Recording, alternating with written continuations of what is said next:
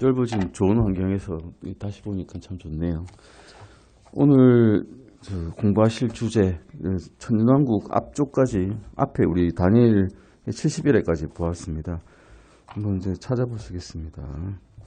다니엘의 70번째 일회에 대해서 보셨는데 70번째 일회는 69일에 다음에 생기는 것이고 그 중간에 교회 시대가 있었습니다. 그 교회 시대는 구약 선지자들에게는 전혀 알려져 있지 않았고 구약 선지자들은 왕국에 대해서만 자기들에게 계시가 되었기 때문에 중간에 교회 시대가 있는 것 자체를 몰랐습니다. 70번째 일회가 언제 올지 그것을 항상 고대하고 있었죠. 그래서 예수님께서 오셨을 때 우리의 왕이 드디어 오시는구나.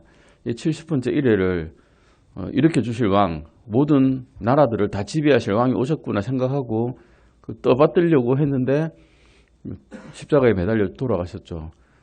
그리고 묻히시고 다시 부활하셔가지고 하나님의 우편으로 40일 뒤에 올라가셨는데 그것을 이제 그 이후부터 교회 시대가 열렸는데 이 교회 시대를 전혀 몰랐던 거죠. 그래서 이게 대한 해석을 못했던 겁니다. 이스라엘 사람들은.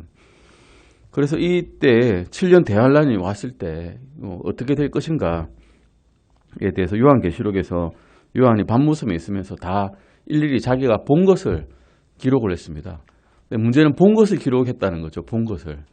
들은 것을 딱 들은 대로 이렇게 딱 적으면 참 좋은데 그러면 전달하기도 쉽고 본 것만 딱 기록을 했기 때문에 우리가 밖에 나가서 뭔가 본 것을 기록하려고 그러면 기록이 잘 될 것 같으세요? 본 것은 기록하기 어려워요. 왜냐하면 자기의 언어로 기록을 하기 때문에 자기 언어는 다른 사람이 모르잖아요. 솔직히 말해서. 내가 뭐 코끼리를 기록을 한다 그럴 때 이거는 이렇게 생겼고 저는 저렇게 생겼고 말을 하지만 그것을 들은 사람은 내가 본 것을 기록한 것을 본 사람은 그게 뭔지 모르는 거예요. 상상을 할 수가 없는 거죠. 그래서 요한은 본 것만 기록을 해가지고 우리가 잘 이해는 되지 않지만 분명히 그런 날이 온다라는 것을 말씀하고 있고 예수님께서 다시 오신다라는 것을 분명히 말씀하고 있습니다. 그것만은 확실하죠. 다시 오신다는 것은. 그래서 그 날이 다시 오시는 날이 되면 7년 대환란 마지막 날에 오시는 날에는 우리에게 오실 때는 이리 오라 라는 큰 소리와 함께 우리가 올라가서 예수님의 영광스러운 모습을 보겠지만 다시 오실 때는 권능의 주로서 오시는 거거든요. 이 세상을 철장을 가지고 다스리시려고 오시기 때문에 아주 무서운 모습으로 오십니다. 올리브산에 발을 내딛으실 때 올리브산이 돈가스로 갈라지게 되고 그 돈가스의 큰 골짜기에 해오리 바람과 함께 모든 민족들을 대적하려는 민족들을 거기에 몰아넣으시고 발로 밟으셔버리면 다 터져 죽습니다. 그런 무서운 일이 무시무시한 권능을 가지고 오신다라고 분명히 말씀하고 계십니다.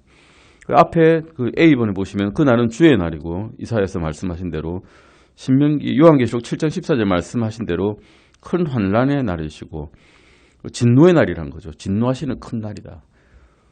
심판하러 오시니까요.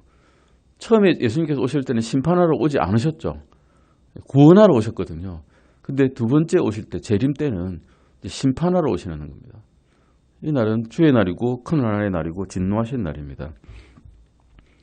근데 다행히도 지금 이 교회 시대에 예수님을 믿은 우리는 천만다행으로 이 부분을 큰 환난의 날, 대환난 기간을 들어가지 않습니다. 이게 이제 복된 복음이죠. 이것도 우리가 어려움을 겪게 않게 될 거니까 큰 복음입니다. 이것을 어떻게 할 수 있을까요? 예레미야서 잠깐 살펴보시겠습니다. 예레미야서 30장 7절입니다. 예레미야서 30장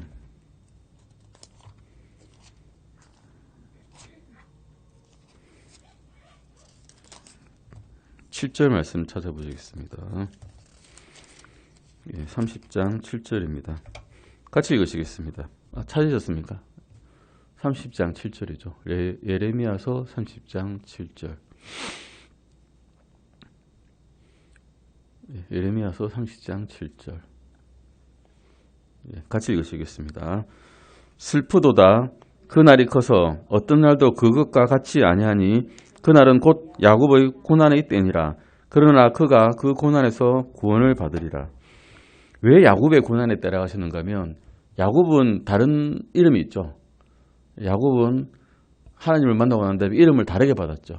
뭐라고 받았습니까? 이스라엘이라고 받았습니다. 그래서 이스라엘의 고난의 때라는 거죠. 이스라엘이 큰 환난을 당하는 때라는 거죠.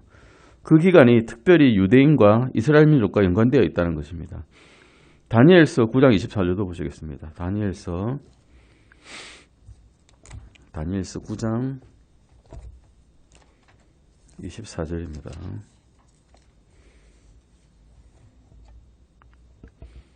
다니엘서 9장 24절입니다.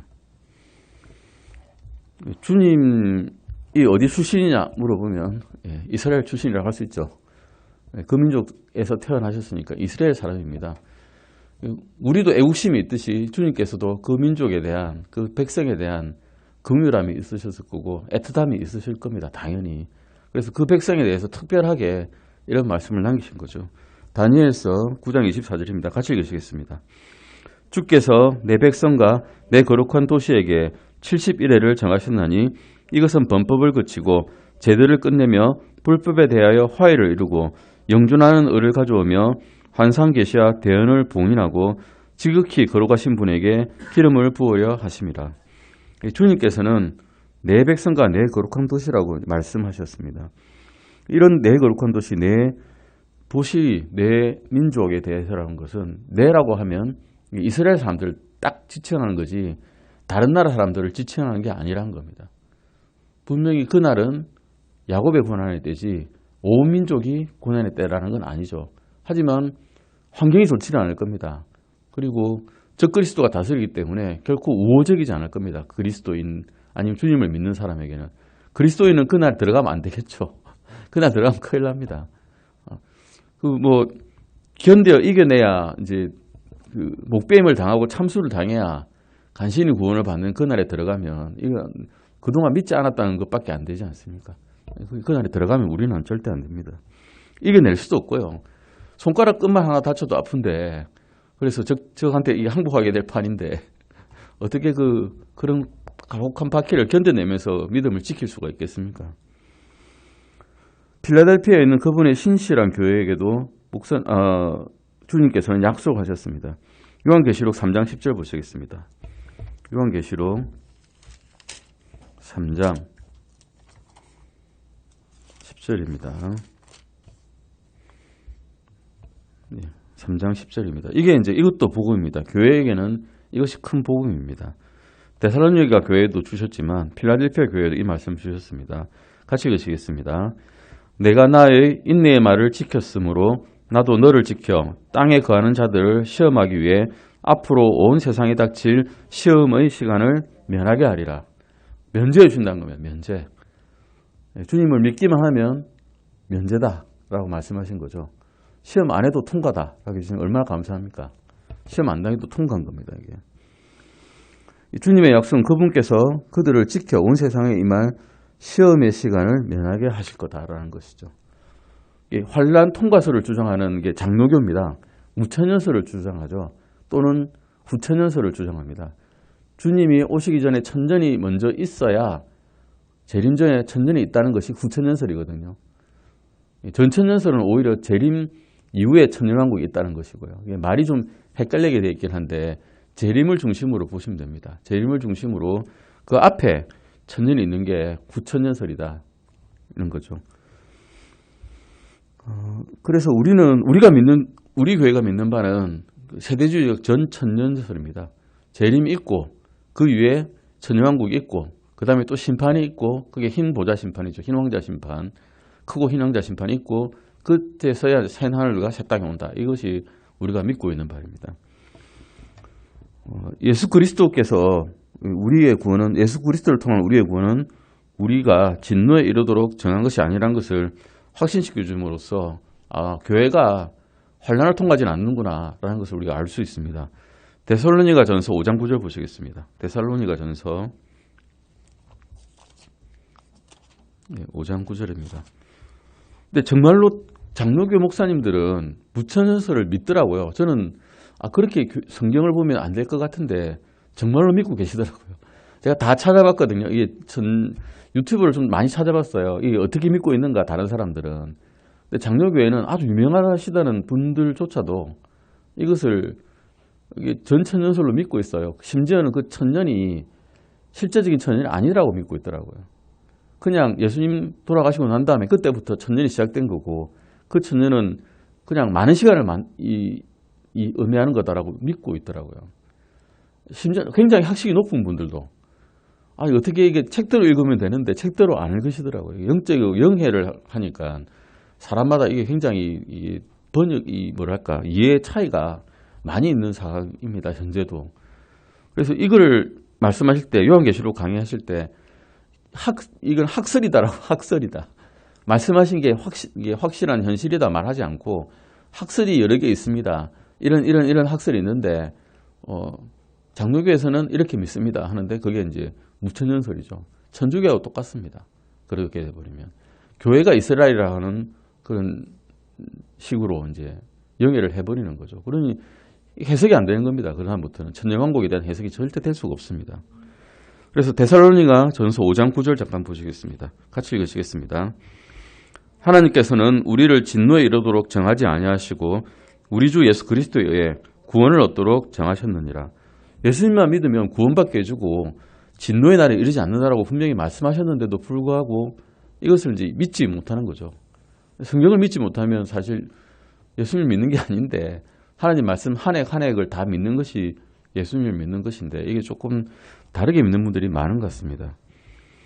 누가복음 21장 찾아보시겠습니다. 그러면 우리는 예수님 재림 때까지 뭐 어떻게 해야 되느냐 이걸 이제 말씀하고 있는 겁니다. 누가복음 21장 34절에서 36절까지입니다. 누가복음 21장 34절에서 36절까지입니다. 같이 읽으시겠습니다. 너희는 스스로 주의하라. 그러지 않으면 언제라도 너희 마음이 과식과 술 취함과 이 세상 삶을 염려로 무겁게 되어 그날이 알지 못하게 너희에게 오리니 이는 그날이 온 지면에 거하는 모든 자들에게 올무같이 올 것이기 때문이라. 그러므로 너희가 앞으로 일어날 이 모든 일을 피하여 사람의 아들 앞에 서기에 합당한 자로 여겨지도록 너희는 깨어서 항상 기도하라 하시니라. 아멘. 깨어서 항상 기도하라는 말은 너희는 이제 뒷장에 나오지만 뒷장에 우리 분리라는 과를 배울 거거든요. 다른 세상 사람들과 다르게 살아라는 겁니다. 세상 사람들 같이 살지 말라는 거죠.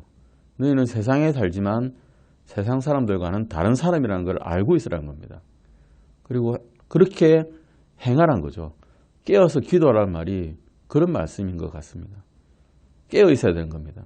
세상 사람들이 생각하는 것처럼 생각하지 말고 너희는 순례자이고 잠시 이 세상에 살 뿐이지 이 세상에 속한 자들이 아니다라는 것을 분명히 알고 하나님 아버지께 항상 구하고 깨달아서 하나님께 기도하라는 겁니다. 이 말씀을 계속 말씀하고 계십니다. 그래서 우리는 항상 준비가 되어 있어야 됩니다. 휴거는 그날이 언제인지 예수님도 모르시고 하늘의 천사들도 모른다고 하셨거든요. 아버지만 아시는데 언제 오실지는 모르지만 그때까지 준비를 하고 있어야 되고 순결한 신부로서 예수님의 준비가 되어 있어야 된다고 분명히 말씀하고 계십니다. 데살로니가 후서 잠깐 보실까요? 데살로니가 후서입니다. 후서 2장 3절 8절입니다. 2장 3절 8절입니다.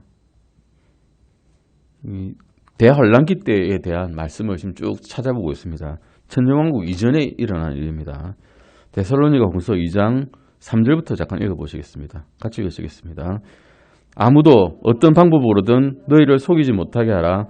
먼저 떨어져 나가는 일이 일어나고 저 죄의 사람 곧 멸망의 아들이 드러나지 아니하면 그 날이 오지 아니하리라. 즉 지금은 멸망의 아들이 드러나지 않았죠. 지금은 7년 환란기가 아닌 겁니다. 그런데 이제 다른 데서 해석을 할 때는 지금의 뭐 전쟁이라든가 고난이라든가 아니면 뭐 히틀러가 집권했을 때 유대인의 박해라든가 이때가 7년 환란기라고 말했거든요. 심지어는 일제시대가 우리나라에서는 7년 대환란기 중에 속한 날이다라고 믿고 계셨던 분도 많습니다. 그런데 그것 때문에 끝까지 믿음을 지킨 분도 사실 많아요. 부작용만 있었던 게 아니라 이득도 있긴 했습니다. 7년 대환란기 이것만 지나면 예수님께서 오실 거다라는 믿음을 가지고 계셨던 목사님도 많이 계셨거든요. 하지만 언제든지 우리는 믿음을 지키고 있어야 된다고 말씀하고 있고 3장 8절도 보시겠습니다. 8절입니다. 2장 8절입니다. 그 뒤에 저 사악한 자가 드러날 터인데 주께서 자신의 입의 영으로 그를 시키시고 친히 오실 때의 광채로 그를 멸하시리라. 전쟁이 안 되는 겁니다. 한마디로. 7년 대환란기 이후에 예수님께서 오실 때 사탄이 이때 맞서 보려고 싸움을 해보려고 나가서지만 그냥 이게 상대가 되지 않습니다. 그냥 입의 영으로 소멸시켜 버리는 겁니다. 이런 7년 대환란기가 시작될 때 누가 드러난다고요? 멸망의 아들이 드러납니다. 이게 적그리스도입니다. 그는 사탄은 뺏기는 사람이거든요. 비슷하게 꾸미는 사람입니다. 하나님과 비슷한 성질을 가지고 비슷하게 꾸미는데 하나님도 아니고 예수님도 아니죠. 적그리스도도 예수님처럼 비슷하게 꾸몄습니다. 사탄의 영을 가지고 육신을 입고 나타난다는 거죠. 육화된 마귀라고 보시면 됩니다. 요한일서 2장 18절 보실까요? 요한일서 2장 18절입니다. 요한일서 2장 18절입니다. 같이 읽으시겠습니다. 어린 자녀들아 지금은 마지막 때니라. 적 그리스도가 오리라 함을 너희가 들은 것 같이 지금도 많은 적 그리스도들이 있나니 이것에 의해 지금이 마지막 때인 줄 우리가 아느니라. 육화된 마귀들이 이렇게 나타난다는 겁니다. 요한계시록 12장 9절 12절도 보시겠습니다. 요한계시록 12장 9절 12절 보시겠습니다. 요한계시록 12장 9절과 12절입니다. 요한계시록 12장 9절부터 읽으시겠습니다. 같이 읽으시겠습니다. 그 큰 용, 즉 저의 뱀, 곧 마귀라고도 하고 사탄이라고도 하며 온 세상을 속이는 자가 내쫓겼는데 그가 땅으로 내쫓기니 그의 천사들도 그와 함께 내쫓기니라. 그 다음에 12절입니다. 그러므로 하늘들과 그것들 안에 거하는 자들아 너희는 즐거워하라. 그러나 땅과 바다에 거하는 자들에게는 화가 있으리로다. 이는 마귀가 자기에게 때가 조금만 남은 줄 알므로 크게 진노하여 너희에게 내려갔기 때문이라 하더라. 7년 환란기의 전반부 3년 반 동안은 이스라엘과 사탄이 적그리스도가 화평조약을 맺었죠. 그래서 뭐 크게 별탈 없이 내려오는데 그 중간에 이게 사탄, 옅뱀, 마귀라고 하는 게 하늘에 있는 전쟁에서 쫓겨 내려와가지고 이제 그 땅으로 내던져 쳐집니다. 거기서 이제 땅에서 자기의 권세를 막 이게 내기 시작하는데 자기 때가 이제 얼마 남았습니까? 3년 반 남았죠. 할 수 있는 모든 악도가 행위를 다 하는 겁니다. 크게 진노하면서 내 얼마 안 남았네 이러면서 할 수 있는 가능하면 믿는 자들마저도 지옥에 빠뜨리려고 모든 권세를 다 사용해 버리는 거죠. 이때가 제일 큰 환란기란 겁니다. 요한계시록 12장 9절 12절에 의하면 이 7년 기간의 중간에 땅으로 내쫓기는 것은 마귀고 옅뱀이고 사탄이고 용이고 이렇게 이야기할 수 있습니다. 다니엘서 12장 1절 잠깐 찾아보실까요? 다니엘서 12장 1절입니다. 다니엘서 12장 1절입니다. 다니엘서 12장 다니엘서 맨 마지막이죠. 다니엘서 12장 1절입니다. 마지막 장입니다. 12장 1절 찾으셨으면 같이 읽어보시겠습니다. 그때에 내 백성의 자손들을 위해 서 있는 큰 통치자 미가엘이 일어날 것이요 또 고난의 때가 있을 터인데 그것은 민족이 존재한 이래로 그때까지 결코 없었던 고난일 것이며 그때 내 백성이 구출을 받되 책에 기록된 것으로 드러난 모든 자가 구출을 받으리라. 이 생명책에 드러난 자들만 구출을 받고 생명책에 드러나지 않은 자들은 구출을 못 받겠죠. 믿지 않는 자들은 구출을 못 받습니다. 그래서 천년왕국에 들어갈 자들은 유대인들 중에서도 예수님을 믿게 된 사람, 이방인들 중에서도 예수님을 믿게 된 사람, 환란 성도, 그리고 우리 그 이전에 이런 7년 대란이 일어나기 이전에 믿었던 성도들, 교회 시대 성도들 이런 사람들만 들어간 거죠. 그 외에 믿지 않는 사람들은 천연왕국에 들어갈 수가 없습니다. 들어가는 사람들 중에서도 생식 기능이 있는 사람이 있고 생식 기능이 없는 거죠. 없는 사람도 있는 거죠. 교회 시대에 하늘로 들려 올라간 사람들은 이미 영광스러운 몸을 받았고 몸이 천사와 같기 때문에 자손을 낳지 않습니다. 하지만 7년 환란기 때 믿음을 지키고 들어갔던 사람들, 살아남은 사람들, 유대인들, 이방인들은 애들을 낳습니다. 낳는데 그 수명이 얼마 되는가 하면 그 사람 나무와 같다고 합니다. 1000년 정도 사는 거죠. 구약시대에 어느 정도 살았습니까? 구약시대 960년을 살았던 사람들, 969년 살고 아담도 거의 한 960년, 970년 산 사람도 있고 이 정도 수명이 되는 겁니다.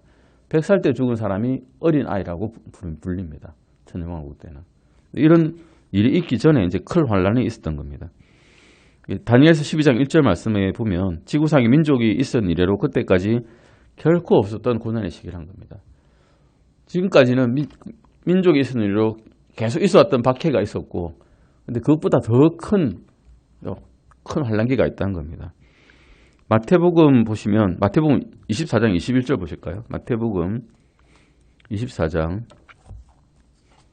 21절입니다. 마태복음 24장 21절입니다. 이게 7년 환란기의 대환란기 그 3년 반 후 3년 반을 이야기하고 있습니다. 마태복음 24장 21절입니다. 같이 읽으시겠습니다. 그때에 큰 환란이 있을 터인데 세상이 시작된 이래로 이때까지 그런 환란이 없었고 이후에도 결코 없으리라. 이때가 이제 7년 대환란기에 제일 극심하게 핍박이 일어난 때죠. 후 3년 반 이야기입니다. 이 두려운 때는 큰 환란, The Great Tribulation이라고 불리고 있습니다. 마태복음 24장 29절 30절도 읽겠습니다. 마태복음 24장 29절과 30절입니다. 이 말씀이 다 요한계시록에 나오죠. 사실은. 같은 표현이 나오고 있습니다. 같이 읽으시겠습니다.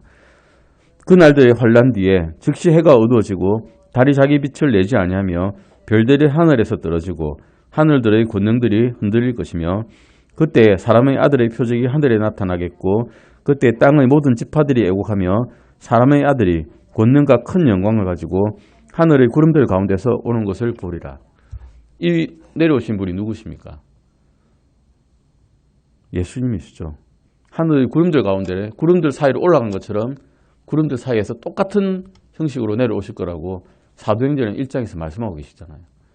똑같은 분이 오시는 거예요. 근데 그때 오실 때는 큰 권세를 가지고 영광의 주로서 오시는 겁니다. 철장으로서 다스리는 주로서 오시는 겁니다. 이 말씀에 하면 그리스도의 지상재림은 그 대환란 기간의 시작일까요? 중간일까요? 마지막일까요? 어느 시점에 주님께서 오실까요? 대환란기에. 1번 첫 번째 시작 지점, 2번 중간 지점, 3번 맨 마지막 대환란기에.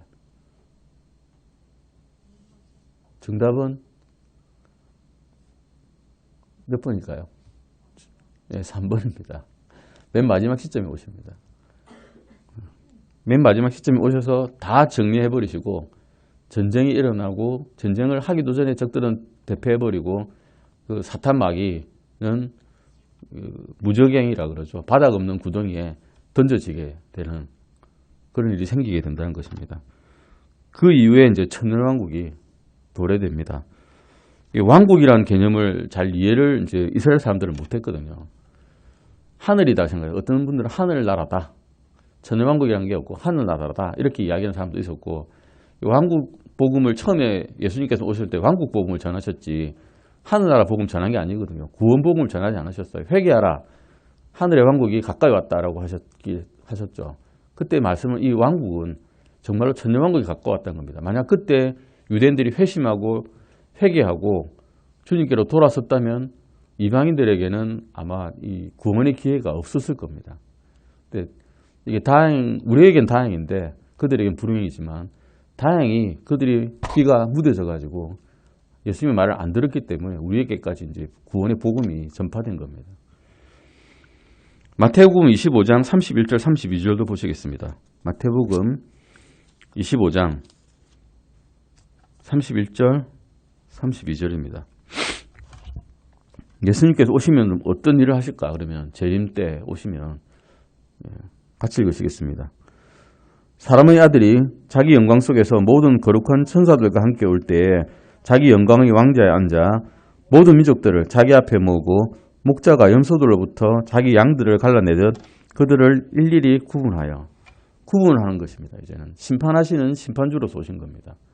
이 땅에서 심판하시죠. 직접 오셔가지고 그리스도 영광스러운 재림 때 그분께서는 누구를 심판하십니까? 누구를 자기 앞에 모으십니까? 모든 민족들을 자기 앞에 모으십니다. 모든 민족들. 심판의 기준은 무엇일까요? 뒤에 나오긴 하지만 심판의 기준은 그 환란기 동안에 자기 민족인 이스라엘을 어떻게 대하느냐입니다. 물론 구원을 받은 사람들이겠죠. 구원을 못 받은 사람 물론 있습니다. 못 받은 사람들은 그냥 심판을 받는 것이고 민족들을 쫙 갈라가지고 자기 민족들에게 어떻게 대느냐. 믿는 사람들은 이스라엘 사람들을 잘 대해줬겠죠. 믿지 않는 사람들은 이스라엘을 박해했을 것입니다. 그렇게 이제 민족들이 갈리는 겁니다. 이 심판이 일어나는 곳이 어디일까? 요엘서 보시겠습니다. 요엘서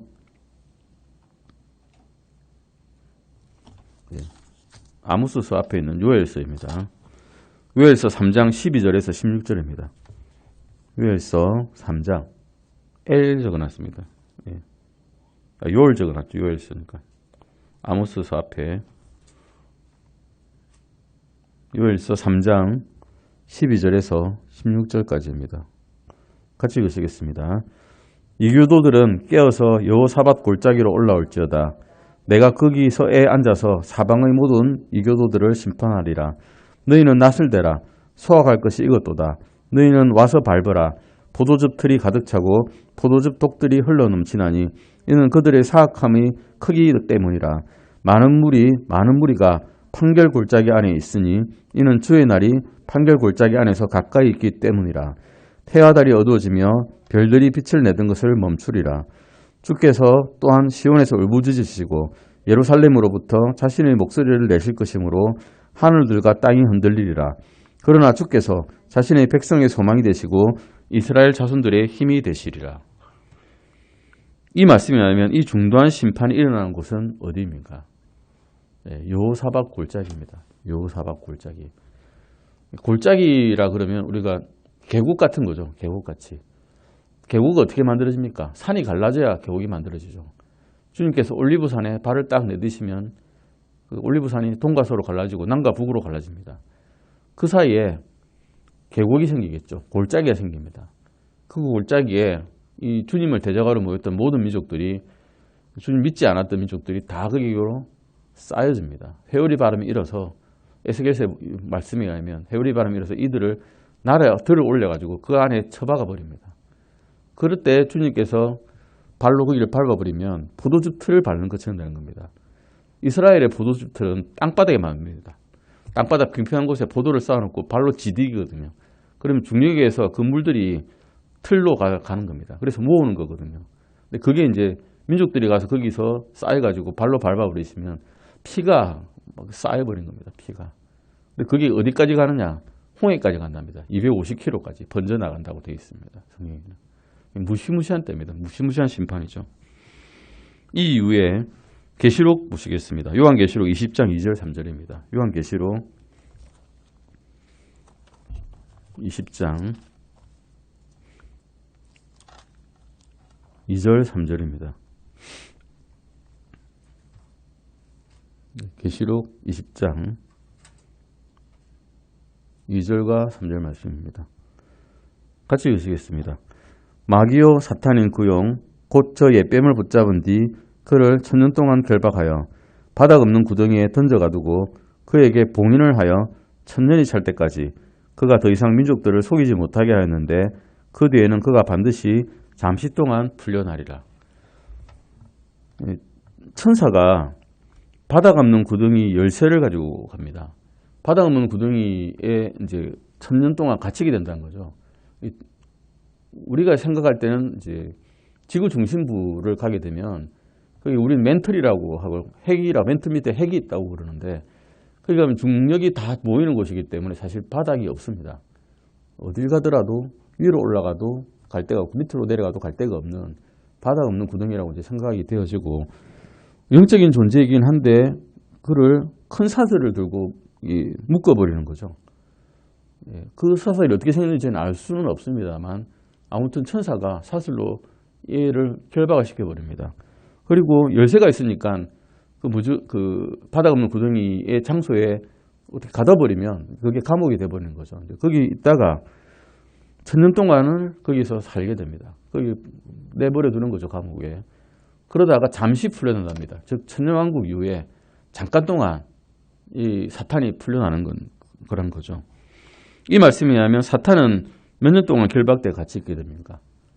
1000년. 말 그대로 1000년입니다. 그냥 영적인 해석할 필요도 없습니다. 그냥 1000년 갇혀 있는구나. 즉 천년왕국 동안 애가 갇혀 있게 되는 겁니다. 그 천년왕국 동안 사람은 어떻게 살고 있을까요? 그 천년왕국에 들어간 사람들은 사탄이 없는 그런 완벽한 환경에서 살게 되는 겁니다.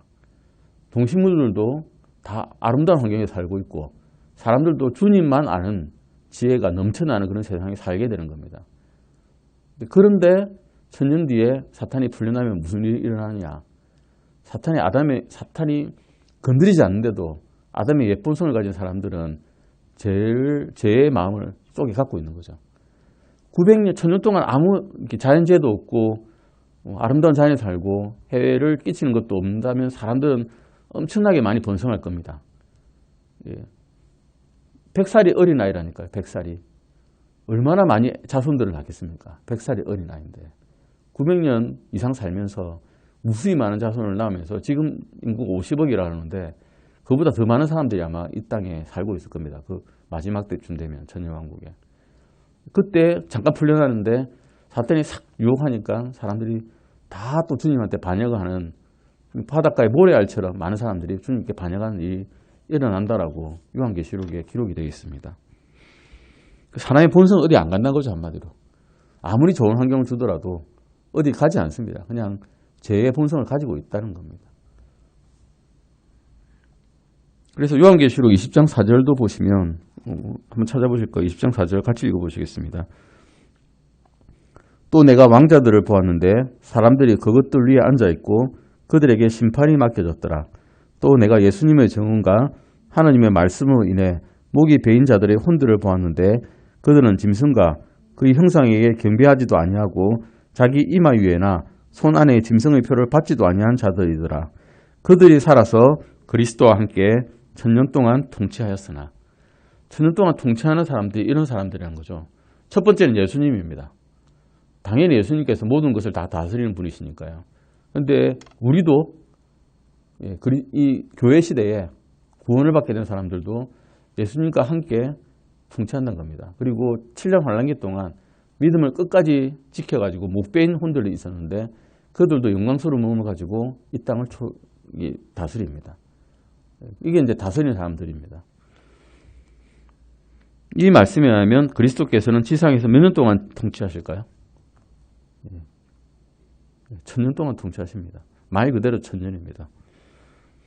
이사야서 2장 4절도 보시겠습니다. 이사야서 2장 4절입니다. 이사야서 2장 4절입니다. 같이 읽으시겠습니다. 이사야서 찾으셨습니까? 2장 4절. 이사야서 2장 4절입니다. 같이 읽으시겠습니다. 그분께서 민족들 가운데서 심판하시며 많은 백성들을 꾸짖으시리니 그들이 자기들의 칼을 쳐서 쟁기날을 만들고 자기들의 창을 쳐서 가지치는 낫을 만들리라. 민족이 민족을 대적하려고 칼을 들지 아니할 것이며 그들이 다시는 전쟁을 배우지 아니하리라. 이 천년왕국 때는 칼을 쳐가지고 쟁기를 만든답니다. 그리고 창을 쳐가지고 가지치는 낫을 만든답니다. 한마디로 전쟁이 없는 겁니다. 이제 심지어는 동물들도 서로를 잡아먹지 않습니다. 뱀이 다른 것들 물어뜯는 게 아니라 흙을 먹고 산답니다. 아이가 뱅굴에 손을 넣어도 뱀이 물지 않고 사자와 같이 뛰어놀 수 있는 그런 아름다운 환경이 만들어집니다. 우리가 창세기 때 보시면 노아의 홍수 이후로 육식을 허락하셨습니다. 그 이전에는 뭘 먹었을까요? 채소만 먹었습니다. 채소, 과일 이런 것만 먹은 거죠. 동물들도 그랬습니다. 사자도 채소만 먹었다는 거죠. 그런 환경을 다시 만들어 주시겠다는 겁니다. 그래서 전쟁을 할 필요가 없는 겁니다. 먹을 것이 충분하고 살 곳이 아름다운데 전쟁을 왜 하겠습니까? 그리고 주님께서 딱 지키고 계신데 다툼이라든가 이 분쟁이 일어날 수가 있겠습니까?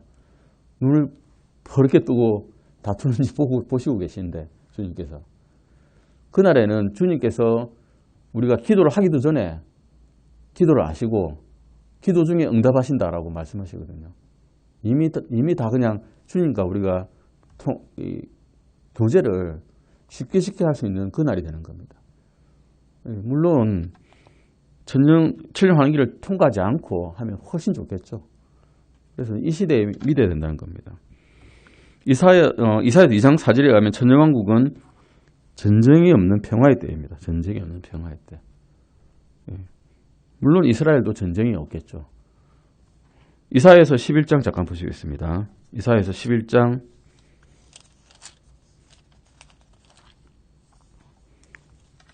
1절에서 10절 말씀인데요. 그냥 6절에서 9절까지 한번 읽어보시겠습니다. 6절에서 9절까지 한번 읽어보시겠습니다. 같이 읽으시겠습니다. 이사야에서 11장 6절에서 9절까지입니다. 이리도 어린 양과 함께 거하고 표범이 염소 새끼와 함께 누우며 송아지와 젊은 사자와 살진 짐승이 함께 있어 어린아이가 그것들을 인도하고 암소와 곰이 함께 먹으며 그것들의 새끼들이 함께 눕고 사자가 소처럼 풀을 먹으며 젖먹는 아이가 독사의 구멍에서 놀고 젖된 아이가 독사의 굴에 손을 넣으리라. 그것들이 나의 거룩한 산 모든 곳에서 상하게 하거나 멸하지 아니하리니 이는 물들이 바다를 덮는 것 같이 주를 아는 지식이 땅에 충만할 것이기 때문이니라. 그래서 이때는 목사님도 없습니다. 사실은. 왜냐하면 주님을 모르는 사람이 없거든요.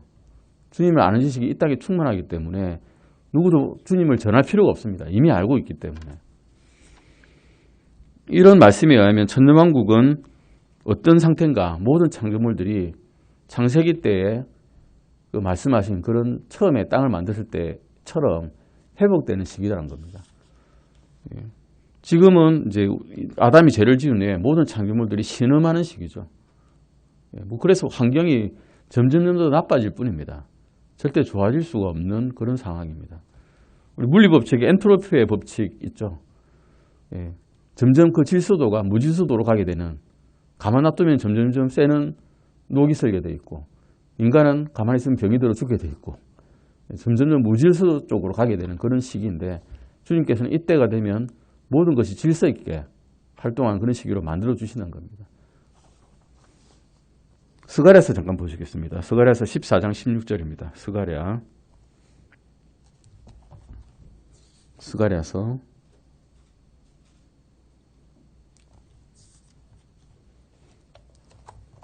14장 16절 말씀입니다.